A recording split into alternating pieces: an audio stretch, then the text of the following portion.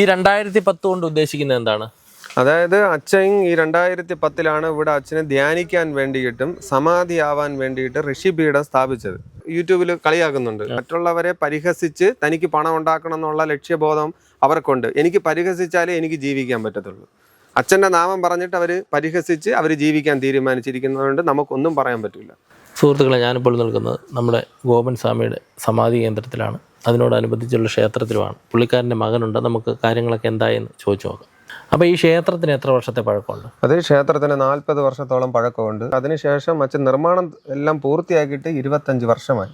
25 വർഷമായി.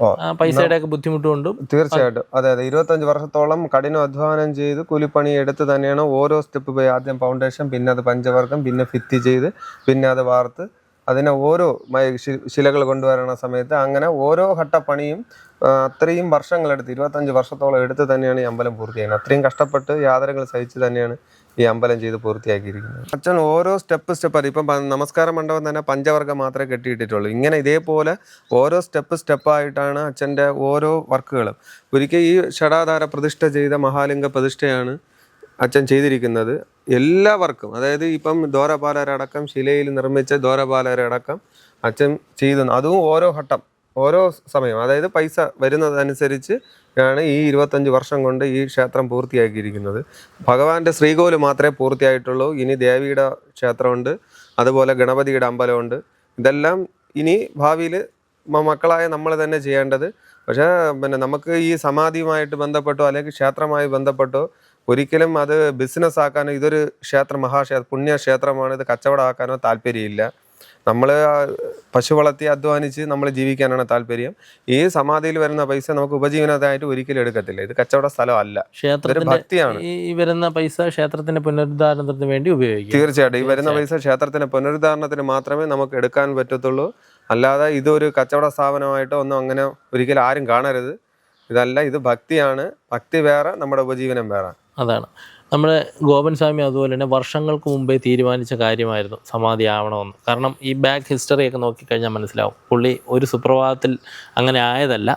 പുള്ളി അതിൻ്റെ പണിപ്പുരയിലായിരുന്നു. പുള്ളി അതിനുമായിട്ട് ക്ഷേത്രമായിട്ട് ബന്ധപ്പെട്ട കാര്യങ്ങളിൽ ആകൃഷ്ടനായിരുന്നു. അതുപോലെ തന്നെ അതിനുവേണ്ടി ജീവിതം ആ നല്ല ടൈമിലെല്ലാം പുള്ളി ഇതിനു വേണ്ടി ഒരു ക്ഷേത്രം ഇങ്ങനെ പടുത്തുയർത്താൻ വേണ്ടി അദ്ദേഹം ഒരുപാട് കഷ്ടപ്പെട്ടു. അപ്പോൾ അതൊക്കെയാണ് മോൻ പറയുന്നത്. നല്ലൊരു പെട്ടെന്നൊരു സുപ്രഭാതത്തിൽ പുള്ളിക്കാരൻ സമാധി ആയതല്ല. പുള്ളിക്കാരൻ്റെ ഒരു തീരുമാനമായിരുന്നു ആ ഒരു സമാധി എന്നുള്ളത്. പുള്ളിയുടെ ആഗ്രഹമായിരുന്നു ദൈവീകതയിലോട്ട് പോകണമെന്നുള്ളത്. പുള്ളിക്കാരൻ ഇതിനു മുമ്പൊരു ചുമട്ട് തൊഴിലാളിയായിരുന്നു. എന്തായാലും നമുക്ക് ഇതിൻ്റെ ജോലികളൊക്കെ ചെയ്യണമെങ്കിലും അതുപോലെ തന്നെ പൈസ കണ്ടെത്തണമെങ്കിൽ ഒരു ജോലി ചെയ്യണമല്ലോ. ആത്മീയത ഉണ്ടെങ്കിലും ആത്മീയത വെച്ചുകൊണ്ട് നമുക്ക് ജോലി ചെയ്യാൻ പറ്റും. അപ്പോൾ അതിൻ്റെ ഒരു ജോലി ആയതുകൊണ്ടായിരിക്കാം ചിലപ്പോൾ എല്ലാവരും പെട്ടെന്ന് അംഗീകരിക്കാൻ കഴിയാത്തത്. എന്നായാലും പുള്ളി വർഷങ്ങൾക്ക് മുന്നേ ഉള്ള ഒരാഗ്രഹവും പുള്ളി അതിൻ്റെ പണിപ്പുരയിലുമായിരുന്നു. അതുപോലെ തന്നെ അച്ഛൻ ജോലി ചെയ്തുകൊണ്ടിരുന്നത് നമ്മുടെ ആറാലുംമൂട് മാർക്കറ്റ്. എല്ലാവർക്കും അറിയാം, ആറാലുംമൂട് മാർക്കറ്റ് എന്ന് പറഞ്ഞാൽ അറിഞ്ഞൂടാത്തവരായിട്ട് ആരുമില്ല. അപ്പോൾ ഈ ആറാലുംമൂട് അച്ഛൻ്റെ കൂടെ ജോലി ചെയ്ത ആൾക്കാർ ഈ നമ്മുടെ നാട്ടിൻ പുറത്ത് തന്നെ അവർക്കറിയാം. അതായത് അച്ഛൻ ജോലി ചെയ്ത് അച്ഛൻ ഈ അർദ്ധരാത്രി 1:30-2 മണിക്കൊക്കെ ആയിരിക്കും ലോഡ് വരുന്നത്. അന്നൊക്കെ ഇന്നത്തെ കാലത്തിൽ 50 കിലോ ചാക്കാണ് പറഞ്ഞത്. പണ്ടത്തെ കാലത്ത് 100 കിലോ ചാക്കാണ്, മലക്കറി ചാക്ക എല്ലാം വരുന്നത്. അതാണ് ചുമന്ന് കഷ്ടപ്പെട്ട്. അപ്പം അച്ഛൻ അവിടെ ഒരു റൂം എടുത്തിട്ടുണ്ടായിരുന്നു, ചന്തയ്ക്കകത്ത് റൂം എടുത്തിട്ടുണ്ടായിരുന്നു. അത് ഈ വരുന്ന എല്ലാവർക്കും അറിയാം. തമിഴർക്ക് വണ്ടി കൊണ്ടുവരുന്ന തമിഴർക്ക് അറിയാം, അതുപോലെ ഈ യൂണിയനിൽ ജോലി ചെയ്യുന്നവർക്കറിയാം. അച്ഛൻ്റെ എല്ലാവർക്കും അവിടെ വരുന്ന അച്ഛനുമായിട്ടുള്ള ബന്ധപ്പെട്ട എല്ലാവർക്കും അറിയാം, ഈ നാട്ടിലുള്ളവർക്കും അറിയാം. അച്ഛൻ അവിടെ പോലും ചെന്നിരുന്ന ശിവന്റെ പടം വെച്ചിട്ട് അവിടെ വിളക്ക് വെച്ച് തിരിവെച്ച് അച്ഛൻ അവിടെ ധ്യാനത്തിന് അവിടെ പോലും ഇരിക്കുന്ന ഒരവസ്ഥ വരെ ഈ നാട്ടുകാർ കണ്ടിട്ടുണ്ട്. അതുപോലെ അച്ഛൻ അവിടെ പോലും ഭഗവാനെ സ്മരിക്കാതെ അച്ഛൻ അവിടെ പോലും കഴിഞ്ഞിട്ടില്ല. അത് ഈ നാട്ടിലുള്ളവർക്ക് അതുപോലും മനസ്സിലാക്കാൻ പറ്റിയിട്ടില്ല. അതുപോലെ അച്ഛൻ്റെ കൂടെ യൂണിയനിൽ ജോലി ഉണ്ടായിരുന്ന എല്ലാവരും ഇത് കണ്ടിട്ടുമുണ്ട്. എവിടെ ചെന്നിരുന്നാലും അച്ഛൻ അവിടെ ഒരു തിരിവെച്ച് വിളക്ക് വെച്ച് അത് പ്രാർത്ഥിച്ചിട്ടല്ലാതെ അച്ഛൻ ഒരു കാര്യവും ചെയ്തിട്ടില്ല. എല്ലാവരുടെയും ഒരു സംശയമാണ്, പുള്ളിക്കാരൻ മന്ത്രവിദ്യകളൊക്കെ പഠിച്ചിട്ടുണ്ടോ, അല്ലെ ആത്മീയത എങ്ങനെ കൈവരിച്ചു എന്നൊക്കെ. അപ്പോൾ പുള്ളിക്കാരൻ ഇതിനെ പറ്റി അച്ഛന് ഒരുപാട് മഹാക്ഷേത്രങ്ങളുമായിട്ട് അതുപോലെ ഓരോ ആചാര്യ ഗുരുക്കന്മാരുമായിട്ട് ഒരുപാട് ബന്ധമുണ്ട്. അച്ഛൻ ഒരുപാട് പുണ്യക്ഷേത്രങ്ങളിൽ പോയിട്ടുണ്ട്. അമർനാഥ് കാശ്മീർ പോയിട്ടുണ്ട്, കൈലാസം തിബറ്റ് അവിടെ പോയിട്ടുണ്ട്. അതുപോലെ തന്നെ ഒരുപാട് അച്ഛൻ പോവാത്ത അമ്പലങ്ങളും അച്ഛൻ കാണാത്ത ആചാര്യ ശ്രേഷ്ഠന്മാരാരുമില്ല. അതുമാത്രമല്ല താന്ത്രിക വിധികൾ ഒരുപാട് പൂജാവിധികളും ക്ഷേത്ര കലകളും ക്ഷേത്രം എങ്ങനെയാണ് നിർമ്മിക്കേണ്ടതെന്നും ഇതെല്ലാം ഒരുപാട് ആചാര്യ ഗുരുക്കന്മാരിൽ നിന്ന് അച്ഛൻ കൊച്ചിലേ മുതൽ 16 വയസ്സ് മുതലേ അച്ഛൻ ഇതിനെ അന്വേഷിച്ചിരുന്നു. ഈശ്വരൻ ആരാണ്, ഈശ്വരൻ എവിടെ ഇരിക്കുന്നു, എങ്ങനെയാണ് ഈശ്വരനെ കാണാൻ പറ്റുക, എങ്ങനെയാണ് ഈശ്വരനിലേക്ക് ലയിക്കാൻ പറ്റുക, അതെല്ലാം ഒരുപാട് ആചാര്യ ഗുരുക്കന്മാരിൽ നിന്ന് അച്ഛൻ ഒരുപാട് വിദ്യകൾ പഠിച്ചിട്ടുണ്ട്. അതുപോലെ അച്ഛൻ്റെ ഈ സന്യാസ ജീവിതത്തിൻ്റെ അച്ഛൻ ദീക്ഷ വാങ്ങിച്ചത് കോമ്പൈ ഗുരു എന്ന് പറഞ്ഞൊരു കോമ്പൈ ഗുരു സമാധിയായി ഈത്താമൊഴി എന്ന് പറഞ്ഞ കടപ്പുറത്താണ്. അച്ഛനാണ് സമാധി ചടങ്ങുകളും കാര്യങ്ങളൊക്കെ ആ സമയത്ത് ചെയ്തത്. ഒരുപാട് പേരുണ്ട്, ഒരുപാട് സന്യാസി ശ്രേഷ്ഠന്മാരോടുകൂടി കൈലാസത്തു നിന്ന് വന്ന ഒരുപാട് സ്വാമിമാരുടെ കൂട്ടത്തിൽ നിന്ന് അച്ഛൻ സമാധി ചടങ്ങുകളെല്ലാം ചെയ്തിട്ടുണ്ട്. ഈത്താമൊഴി എല്ലാവർക്കും അറിയാം, നാഗർകോവിലിൽ നിന്ന് ഈത്താമൊഴിയിലോട്ട് പോകുന്ന റോഡാണ്. ഈത്താമൊഴി കടപ്പുറത്തിൻ്റെ അടുത്താണ് ഈ കോമ്പൈ സ്വാമിയുടെ സമാധിയും ആശ്രമവും എല്ലാം അവിടെയാണ്. ഋഷിപീഠം സ്ഥാപിച്ചത് 2010 നമ്പർ നോട്ട് ചെയ്തിട്ടുണ്ട്. ഇവിടെയാണ് നമ്മുടെ ശ്രീ ഗോപൻ സ്വാമിയുടെ സമാധി കേന്ദ്രം. 2010 കൊണ്ട് ഉദ്ദേശിക്കുന്നത് എന്താണ്? അതായത് അച്ഛൻ ഈ 2010 ഇവിടെ അച്ഛനെ ധ്യാനിക്കാൻ വേണ്ടിയിട്ടും സമാധിയാവാൻ വേണ്ടിയിട്ട് ഋഷിപീഠം സ്ഥാപിച്ചത്. ഋഷിപീഠം ചെയ്ത് അതിനകത്തു നിന്ന് മയിലാടിയിൽ നിന്നും അച്ഛന് ഇരിക്കുവാനുള്ള ആ സമാധിയാവുന്ന സമയത്ത് ഇരിക്കുവാനുള്ള പത്മപീഠവും ഉയരപ്പാകുവാനുള്ള നപുംസകശില അടക്കം മയിലാടിയിൽ നിന്ന് അച്ഛൻ ശില അവിടെ നിന്ന് കൊണ്ടുവന്ന് ഇത് ഋഷിപീഠം സ്ഥാപിച്ച ആ വർഷമാണ് 2010. അച്ഛനാണ് ഇവിടെ ഇരുന്നാണ് അച്ഛൻ്റെ ധ്യാനവും കാര്യങ്ങളും നിത്യ ജീവിതം ഭഗവാന്റെ പൂജയെല്ലാം കഴിഞ്ഞതിന് ശേഷം നിത്യവും അച്ഛൻ ധ്യാനിക്കാത്ത ഒരു ദിവസമില്ല.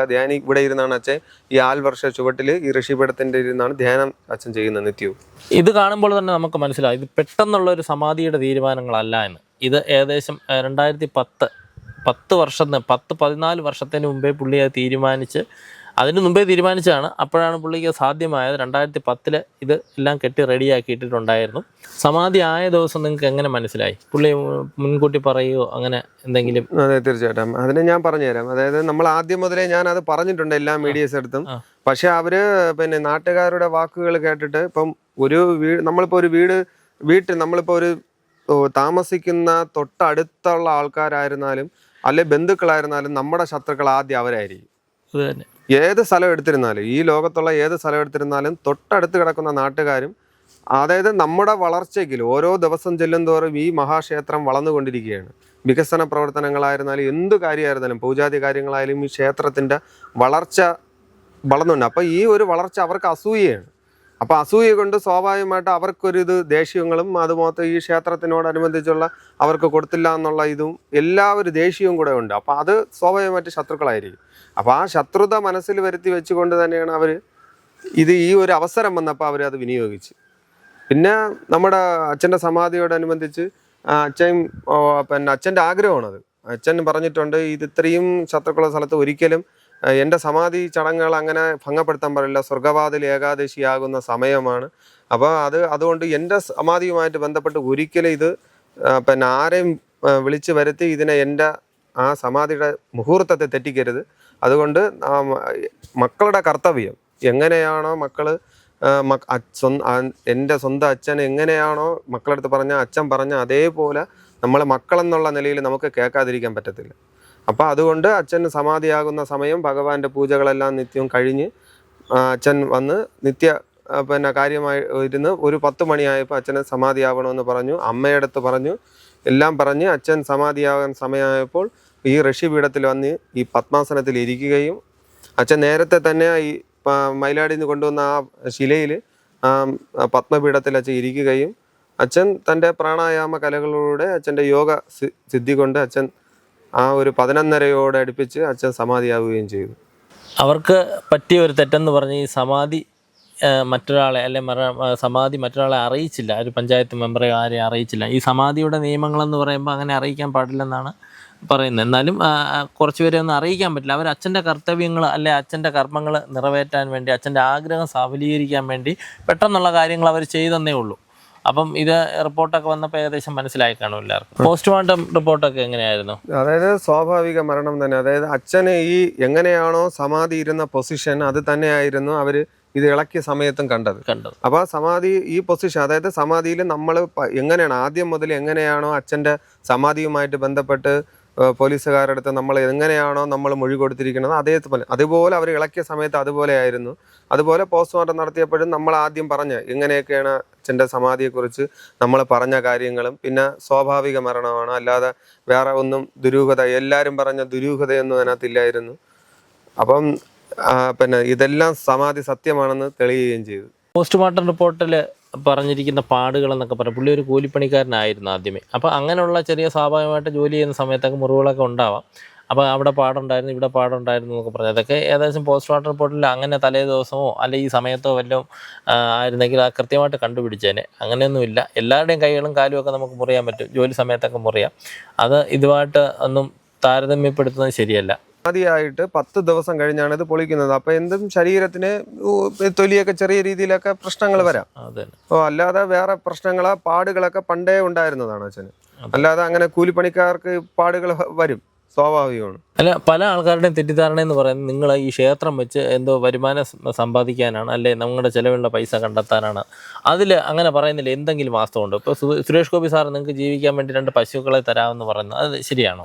ഒരിക്കലും അത് വാസ്തവം, അത് ശരിയായ രീതിയിൽ, അതായത് നമ്മുടെ ഒരു അതായത് ആത്മീയമായിട്ട് ബന്ധപ്പെട്ട് ഈശ്വര ആരാധന എന്ന് പറഞ്ഞാൽ അത് ഈശ്വരനെ വെച്ചിട്ട് ഒരു കച്ചവടമാക്കാനല്ല. നമ്മൾ ഒരിക്കലും ഭഗവാനെ വെച്ചിട്ട് ഒരിക്കലും കച്ചവട സ്ഥാപനമാക്കാനല്ല. സമാധിയോട് ബന്ധപ്പെട്ട് വരുന്ന പൈസയോ അല്ലെങ്കിൽ ക്ഷേത്രത്തിൽ വരുന്ന വരുമാനങ്ങളോ ക്ഷേത്ര വികസനങ്ങൾക്കും ക്ഷേത്ര ആരാധനയ്ക്കും വേണ്ടിയിട്ടുള്ള പൂജാദ്രവ്യങ്ങൾ വാങ്ങുവാനും, അതുപോലെ ഈ ക്ഷേത്രത്തിനനുബന്ധിച്ചുള്ള ഒരുപാട് ജോലികളുണ്ട് ഇതിനകത്ത്. കോടിക്കണക്കിന് രൂപയ്ക്ക് പിന്നെ വരുന്ന ഒരു ഇഷ്ടംപോലെ വർക്കുകളുണ്ട്. അതിനു വേണ്ടി മാത്രമേ ഉപയോഗിക്കുള്ളൂ. നമ്മുടെ നിത്യ ഉപജീവനത്തിന് വേണ്ടി നമ്മുടെ അച്ഛൻ പറഞ്ഞിട്ടുണ്ട്, ഭഗവാൻ അഭിഷേകത്തിന് പാല് വേണം. അതിനോടനുബന്ധിച്ച് നമ്മളെ നിത്യ ഉപജീവനത്തിന്, അതോടനുബന്ധിച്ച് വരുന്ന നിത്യ ഉപജീവനത്തിനായിട്ട് നമുക്ക് പശു വളർത്തലുണ്ട്.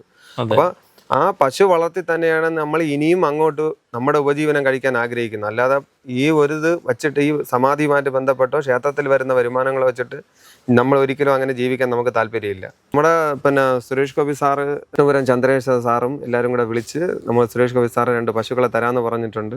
അപ്പോൾ ആരും അറിയാതെ പോകുമായിരുന്ന നമ്മുടെ ഗോപൻ സ്വാമി ആൾക്കാരെല്ലാം അറിഞ്ഞിട്ടുണ്ട്. കേരളക്കരയാകെ മൊത്തം ഗോപൻ സ്വാമി ആരാണെന്ന് അറിഞ്ഞിട്ടുണ്ട്.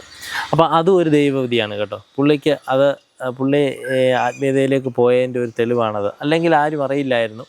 ഇപ്പോൾ ആരോട് ചോദിച്ചാലും മനസ്സിലാക്കാൻ പറ്റും. കണ്ടിട്ടില്ലാത്തവർക്ക് പോലും കൃത്യമായ ഒരു സ്റ്റഡി പുള്ളിയെപ്പറ്റി കിട്ടിയിട്ടുണ്ട്.